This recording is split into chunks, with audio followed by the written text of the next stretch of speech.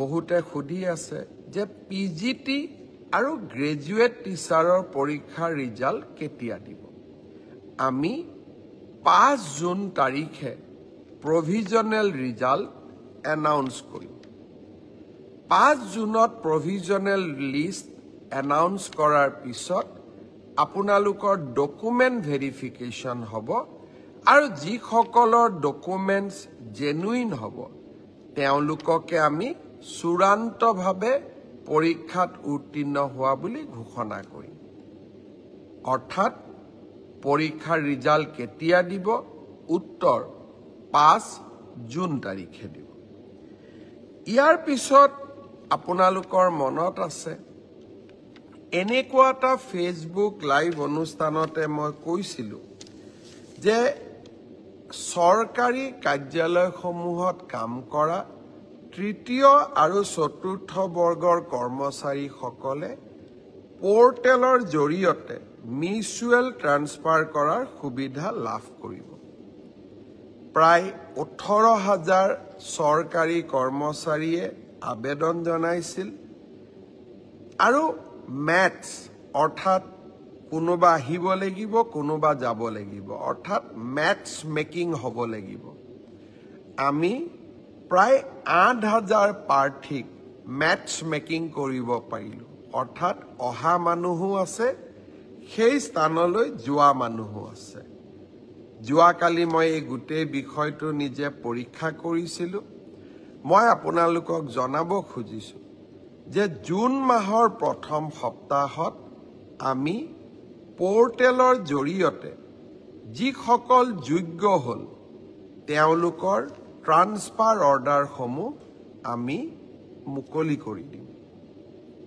অৰ্থাৎ আপোনালোকৰ অপেক্ষাৰ অন্ত পৰিব আৰু আগষ্ট বা ছেপ্টেম্বৰ মাহত এনেকৈ আৰু এবাৰ ট্ৰান্সফাৰৰ সুবিধা দি আমি পোৰ্টেল মুকলি কৰিম অৰ্থাৎ চৰকাৰী কৰ্মচাৰীসকলৰ লগত আমি থিয় হৈ থাকিম শ্ৰদ্ধাৰ ৰাইজ পৰীক্ষাৰ ৰিজাল্ট দিলে মেট্ৰিকৰ ৰিজাল্ট দিলে হায়াৰ ছেকেণ্ডাৰী ৰিজাল্ট দিলে গ্ৰেজুৱেশ্যনৰো ৰিজাল্ট দিব দুটা আঁচনি আমি আৰম্ভ কৰিব লাগিব ছাত্ৰ ছাত্ৰীসকলৰ বাবে গ্ৰেজুৱেশ্যন এইবাৰ 2024 আৰু 25 চনত যিসকল ছাত্ৰ ছাত্ৰীয়ে গ্ৰেজুৱেশ্যন পাছ কৰিলে তেওঁলোকক এইবাৰ আমি জীৱন প্ৰেৰণা আঁচনি আগবঢ়াম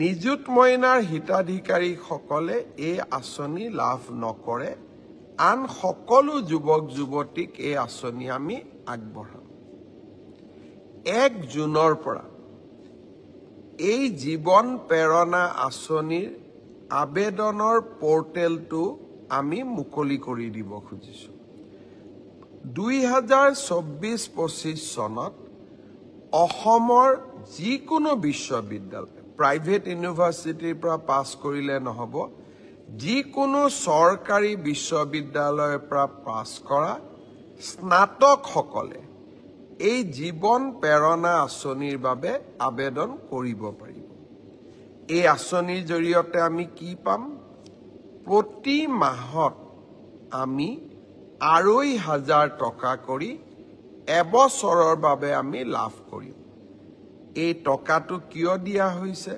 যাতে আপোনালোকে ইন্টাৰভিউত এপিয়াৰ কৰিব পাৰে ইন্টাৰভিউৰ বাবে নিজক প্ৰস্তুত কৰিব পাৰে আৰু দেউতা মাৰ পৰা যাতে আমি অন্তত এটা বছৰলৈ টকা পইচা বিচাৰিব নালাগে ছাত্ৰ ছাত্ৰীসকলৰ বাবে আমাৰ দুটা আঁচনি এটা হ'ল বিনামূলীয়া নামভৰ্তি অহা 28 তাৰিখে মই অসমৰ কলেজসমূহৰ অধ্যক্ষসকলৰ সৈতে বা 29 তাৰিখে মই অধ্যক্ষসকলৰ সৈতে এখন ভিডিঅ' কনফাৰেন্স কৰিম লক্ষ্য এইবাৰ মই তেওঁলোকক নিজে স্পষ্টভাৱে কম যে যি পৰিয়ালৰ ঘৰত ৰেচন কাৰ্ড আছে তেওঁলোকক আমি কলেজ ইউনিভাৰ্চিটি আমি বিনামূলীয়া নামভৰ্তি কৰিম। কোনো স্পৰ্টছৰ বাবেও ফিজ নলওঁ, মেগাজিনৰ বাবেও ফিজ নলওঁ, আমি একোৱেই ফিজ নলওঁ। তেওঁলোকক আমি পোনছাতে বিনামূলীয়া নামভৰ্তি কৰাৰ সুবিধা দিম। দুই এজনে প্ৰশ্ন কৰিছে যে মই দুখীয়া মানুহ, মোৰ ঘৰত ৰেচন কাৰ্ড নাই, মই বিনামূলীয়া নামভৰ্তি নাপাম নেকি? আপোনালোকে বিনামূলীয়া নামভৰ্তিৰ সুবিধা লাভ কৰিব, কিন্তু তাৰ বাবে আপোনালোকক এখন ইনকাম চাৰ্টিফিকেট লাগিব। কিন্তু যাৰ ৰেচন কাৰ্ড আছে, ৰেচন কাৰ্ডখনে ইনকাম চাৰ্টিফিকেট। তেওঁক আৰু অতিৰিক্তকৈ কোনো বেলেগ প্ৰমাণৰ প্ৰয়োজন নাই। তেওঁলোকে পোনে পোনে কলেজত বিনামূলীয়া নামভৰ্তি কৰিব পাৰিব।